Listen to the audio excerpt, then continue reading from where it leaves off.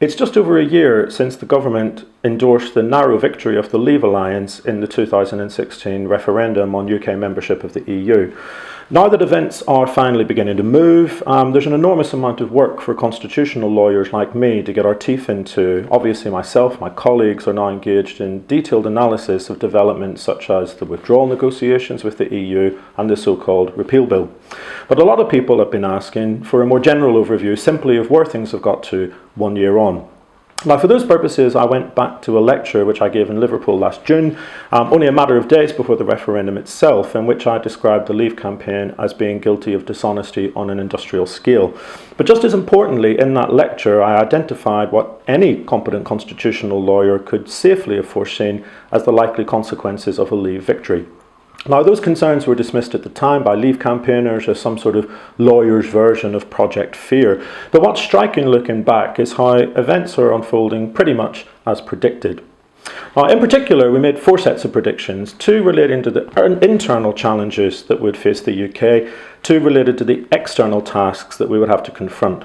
And the first prediction was that a vote to leave would trigger a comprehensive review of the legal system that would be needed simply to prepare the UK for the very fact of withdrawal. After all, for over 40 years, UK law has evolved under the influence of, in combination with, EU law.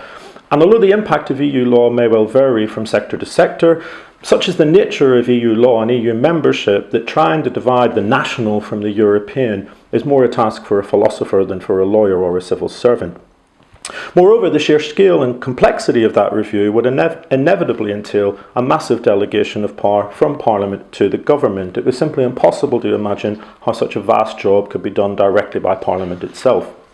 And more generally, leaving the EU would also remove the regulatory safety nets provided by EU law that are meant to prevent any government which is simply minded to do so from deregulating basic protections for workers, for consumers, for the environment and so on. So Project Fear or Project Reality. Well, the government have now published both a white paper and a draft legislative text on the so-called repeal bill.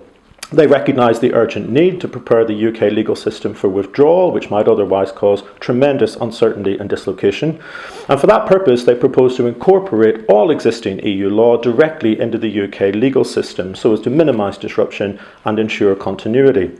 But the government also recognises that a lot of EU law simply doesn't make that much sense if you're no longer a member state. For example, where EU law seeks to resolve cross-border problems by coordinating the activities of different national authorities.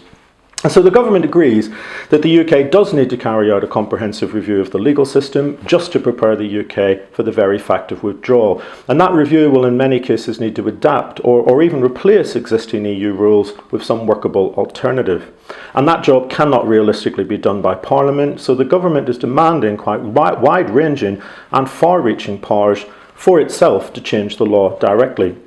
Now, make no mistake, not only does this legislation raise all sorts of detailed technical questions, for example about which parts of EU law the government proposes to incorporate and which to reject, it also poses very serious questions about constitutional fundamentals such as scrutiny, democracy and legitimacy. In any case, in some sectors, even the government recognises that the scale of change is so extreme that Parliament itself will need to work through a programme of primary legislation aimed at simply rewriting the regulatory regimes applicable to entire sectors of our economy and society. The Queen's speech from June 2017 lists several such fields, for example, customs, trade, agriculture, fisheries, immigration, only trifling matters, obviously. But the amount of time and resource that's going to be spent just on preventing the country from experiencing a form of regulatory and administrative malfunction is astounding. Yet in the meantime, we shouldn't really lose sight of another danger, and that's the gathering anti-red tape campaigns being supported and promoted by the likes of the Daily Telegraph, which seek to portray withdrawal as some sort of once-in-a-lifetime opportunity to sweep away any number of EU-derived rights and obligations. To them, of course, red tape actually means our rights as workers or as consumers, the basic regulatory standards that protect our environment, the basic regulatory standards that protect our safety and security. And don't forget that short-term promises in party manifestos about protecting workers' rights for this parliament or that parliament in the future will count for very little. Leaving the EU is about imposing a long-term structural change in our social contract with public power. It all sounds like project reality to me. Now, our second prediction was that a vote to leave could lead to radical changes in the constitutional structure of the UK. For example, it could increase the likelihood of a second referendum on Scottish independence.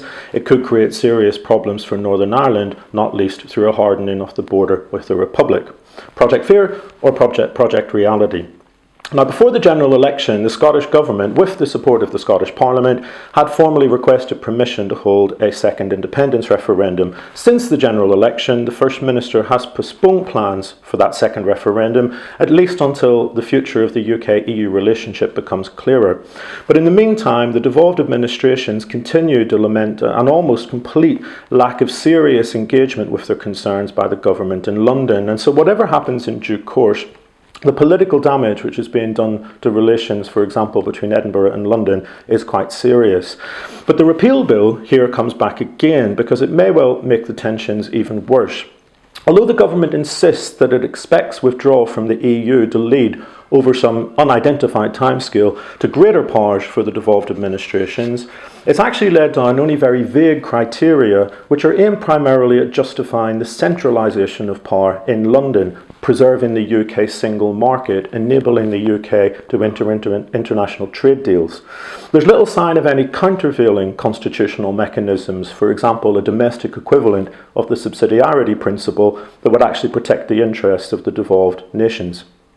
As for Northern Ireland, there's now at least a broad consensus among responsible actors that this is the region of the UK that stands to be most damaged by withdrawal, and the border problems in particular are very real, especially in the field of customs. Indeed, they're now considered to be at the top of the agenda for negotiations with the EU. And political tensions, of course, have not been helped by the decision of the minority Conservative government to strike a deal with the hard-right DUP. Even on a generous interpretation, this does devalue the honest broker principle, which is meant to facilitate the smooth operation of the Good Friday settlement. Again, this all sounds like project reality to me.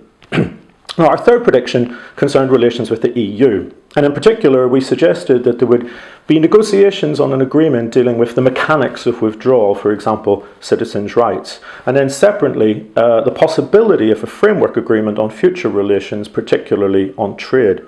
But the latter agreement could only be concluded after we'd already left the EU and was likely to take far longer than 2 years to finalise. And in the meantime, we might be forced to trade under the minimalist rules of the WTO. A scenario which every credible commentator regards as deeply unsatisfactory, if not outright damaging. Project fear or project reality? Now, what amazes me here is how many Leave campaigners within the government and outside it are still living in a state of almost total denial about what is actually happening. As viewers will know from our previous video on the Prime Minister's decision to call a general election, the UK's negotiating position has been very seriously flawed from the outset, in particular by the rather fantastical demand that all negotiations with the EU on the mechanics of withdrawal, on a future framework agreement, on transitional provisions, they should all be done and dusted within a period of about 18 months. By contrast, the EU's consistent approach, which was always more legally robust and more practically realistic, is that first we sort out the mechanics of withdrawal, and then, given sufficient progress, we can start preliminary, preparatory discussions about the future. But that future relationship will only be progressed after the UK has left, and it is likely to take much longer. Now, David Davies, as we know, promised that this would be the row of the summer. But of course, once negotiations got underway, the inevitable happened. The EU position is simply being imposed upon the UK, whether we like it or not.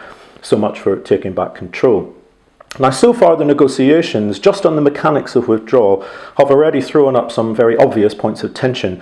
For example, despite the Prime Minister's rhetoric about guaranteeing citizens' rights and not using them as bargaining chips, the UK really baffled many other member states by refusing to match, even by quite some considerable degree, the EU's existing offer of a full and reciprocal safeguard for the existing rights of all current migrants. In the meantime, Tory Europhobes continue their strategy of seeking to whip up a sort of tabloid hysteria at any prospect of a financial settlement of the UK's rights and liabilities, no doubt having identified this as their best chance to sabotage the chances of any withdrawal deal whatsoever. Though to be fair, the government isn't doing too bad a job of that for itself. We only need to look at their, frankly, quite irrational hatred of the European Court of Justice, as disordered and dishonest as anything else that we saw during the Leave campaign, which is nevertheless now effectively dictating much of the UK's future relations with Europe. Now, if the current negotiations on the mechanics of withdrawal are already at risk of getting bogged down, if not derailed altogether, then any future negotiations towards a framework agreement on trade, on defence, on security and so on remain at such a level of sketchiness that they could almost qualify as a work of abstract art.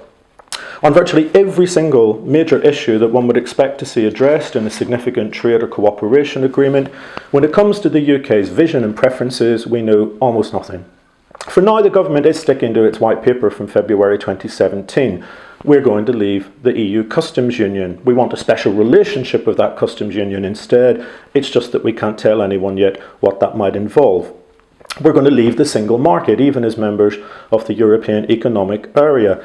And instead, we want a special relationship with the single market. It's just that we can't tell anyone what that might look like. All we do know is that the government doesn't want the free movement of natural persons and rejects the jurisdiction of the Court of Justice.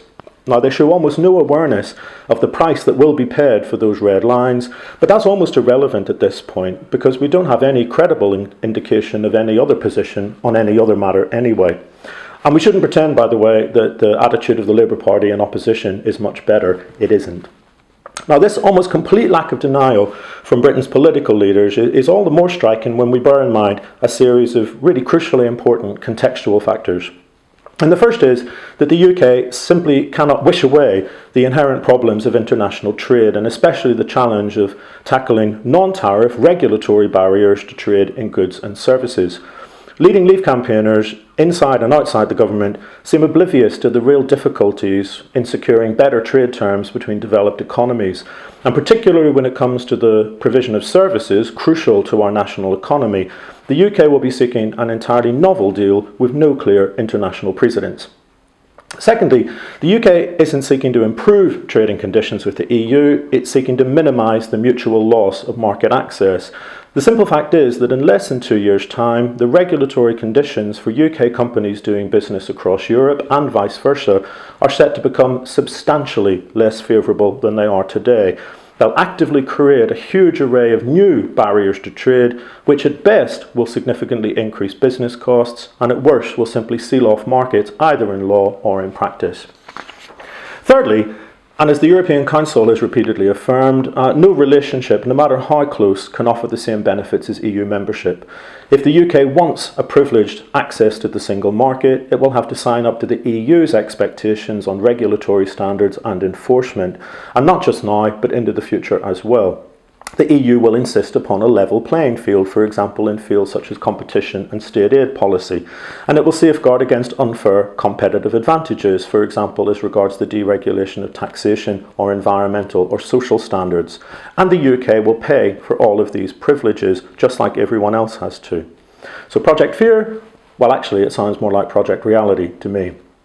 Now, our fourth and final set of predictions was that when it comes to relations with the rest of the world, we would also face a series of challenges.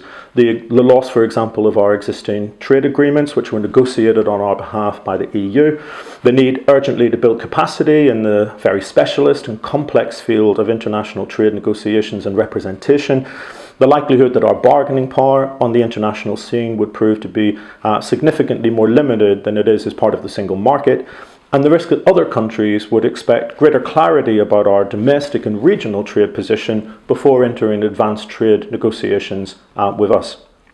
Now, to be fair, it's still a little too early to say exactly how this set of predictions is going to pan out. These are for the long term. But perhaps we already have a few signs which are rather telling. For example, we know that the EU will indeed regard us as being excluded upon withdrawal from existing deals which were negotiated by the EU for the benefit of its member states.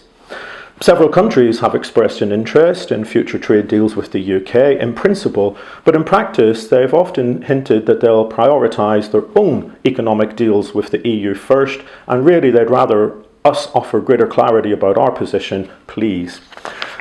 By contrast, the government treats virtually every random statement about some great, very powerful, very quick trade deal uttered from the mouth or the keyboard of the unstable President Trump as if it were gospel. conveniently forgetting that Trump has been absolutely consistent about just one aspect of US international relations: America comes first. And indeed, the contrast between the government's quite haughty arrogance towards the EU and its obsequious desperation towards America hardly bodes well either for our negotiating skill or our negotiating credibility. And that's especially against the worrying background of a government which has repeatedly threatened that the reality of global Britain could mean competing on world markets as some sort of low tax, low regulation, and with it low productivity, low pay, low public service economy. Let's hope that the so-called left-wing leavers feel proud of helping sweep into power a right-wing movement and giving it the constitutional leeway that it needs to realise its hard-right objectives. Because the basic reality is that whatever the delusions of the Leave campaigners, we're now firmly on course to discover that even we the British, are not exempt from two principles that are simply axiomatic to international trade relations. First, the ambition of an international trade agreement is conditioned primarily by the willingness of the parties to agree ambitious regulatory frameworks and sophisticated institutional arrangements that will help promote mutual trust between their respective political, administrative and judicial authorities. The more ambitious the deal, the more extensive the obligations, and the more extensive the obligations, the more your theoretical national autonomy is constrained in practice.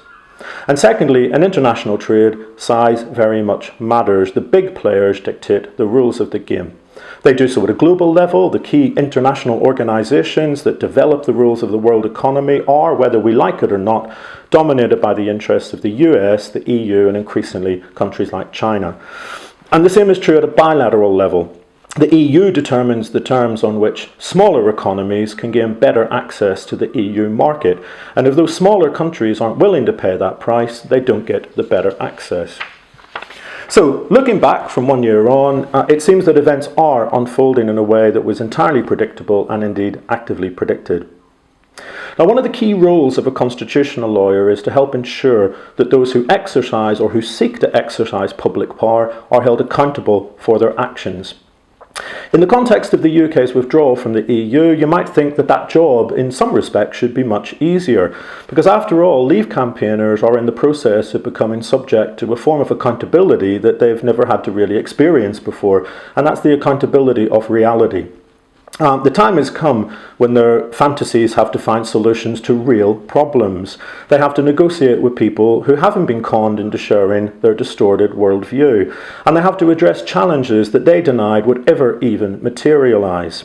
Now, how will they respond? Will they welcome the scrutiny? Will they admit their mistakes? Will they apologise for any reckless risk-taking? Well, of course not. They're going to ignore, they're going to deny, and they'll blame everyone else apart from themselves, the internal saboteurs and the external spiteful foreigners. And that's why, actually, the job of accountability is both more difficult but also much more important. Our job is to help ensure that the Leave campaigners are held responsible for the consequences of their own choices and actions, judged against their own promises and denials.